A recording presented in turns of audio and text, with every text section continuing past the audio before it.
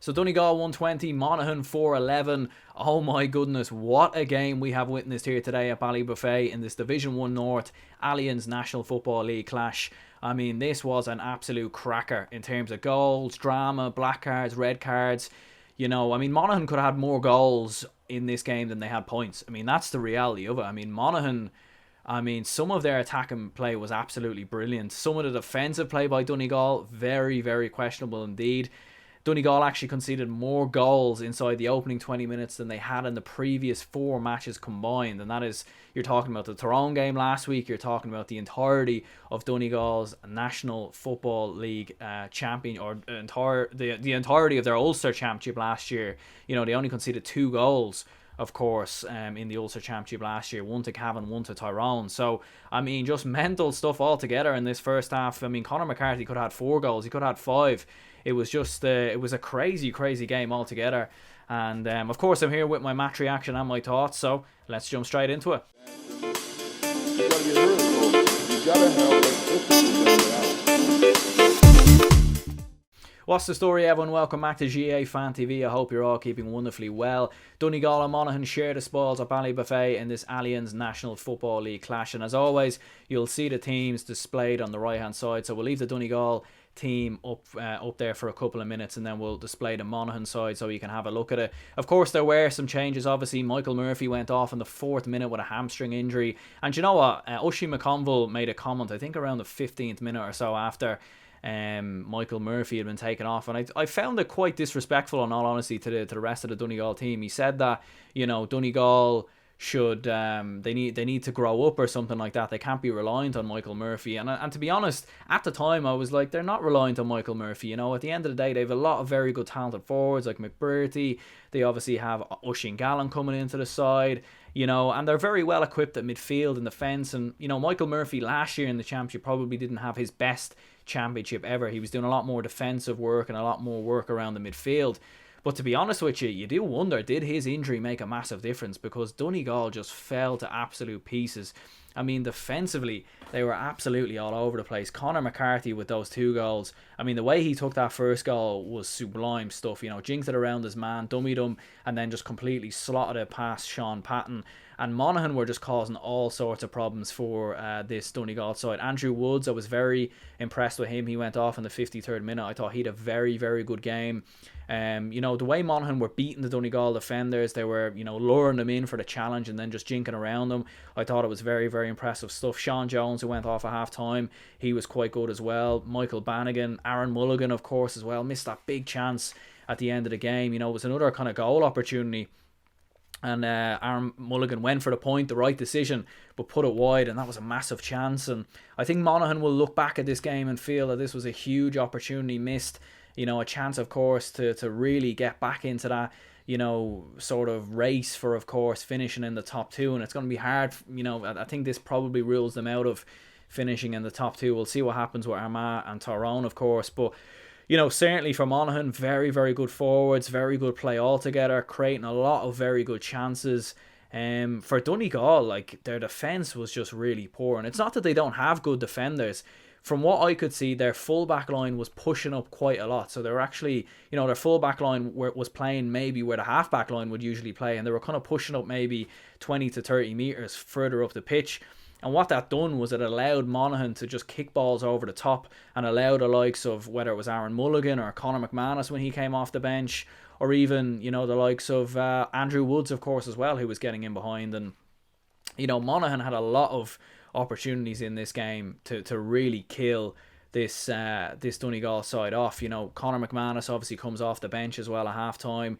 He creates a couple of opportunities as well, and probably a couple of chances maybe went wide. You'd kind of look at Monaghan at times and think, or look at Conor McManus at times and think, he'd normally put them away, but certainly there were some contentious issues obviously in this game, of course, as well. There was a black card for Connor Boyle, of course, in this game. 2 black cards, as a matter of fact, and he ended up getting sent off. The first one, for me, I do actually think it was a black card. I think, going by the rule book, of course, it was a deliberate trip, and I think the Donegal player that he went, that he attempted the trip, I can't remember who it was now. I think it was Brendan McCall, I think.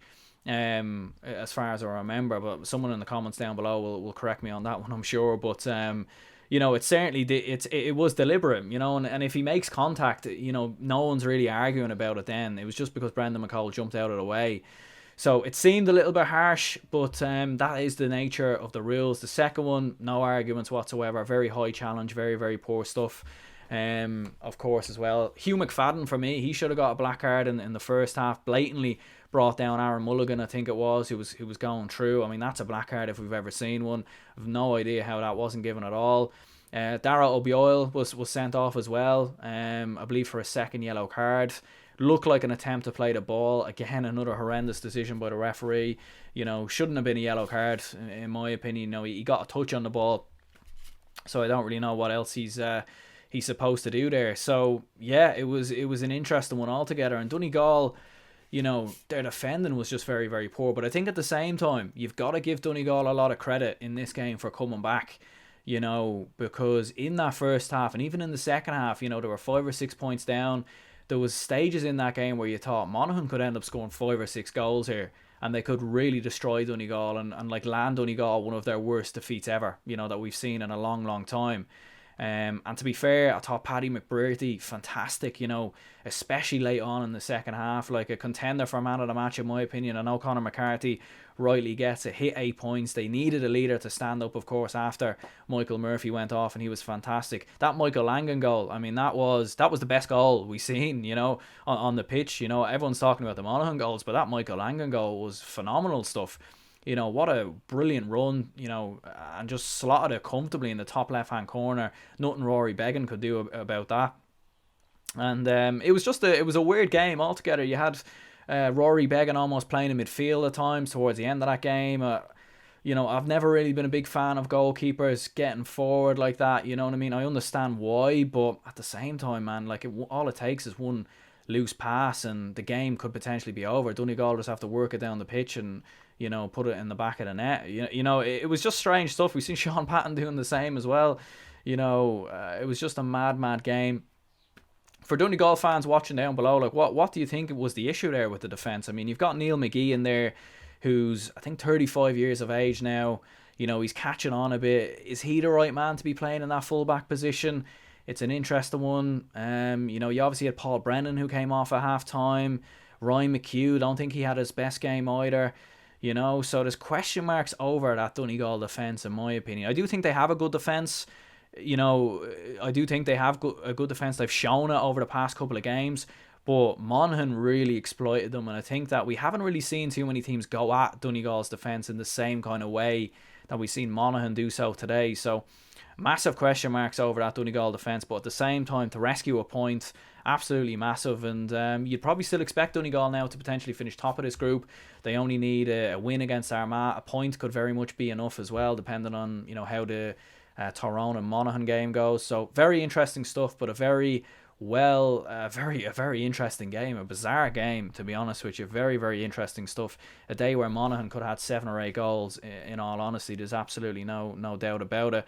But do leave a like and subscribe if you haven't already. Stay tuned for the Armagh v Tyrone match reaction that will follow. And Ulster football. Could we have ever imagined we'd see a game like that between Donegal and Monaghan? I mean, I remember 2012, 2014. I said before, I'm an advocate of the defensive football. I like defensive football. I think it gets a lot of stick, and I think you got to work with the resources that what you have. But I mean, this was exciting stuff altogether. So if you enjoyed the game, leave a like. Let me know down in the comments below what you thought of the game. Who was your man of the match? For me, I think Conor McCarthy rightly gets it, but Paddy McCarthy definitely deserves a special mention. And Andrew Woods actually as well from Monaghan, I thought was really good. So leave a like and all that good stuff, and I'll see you later.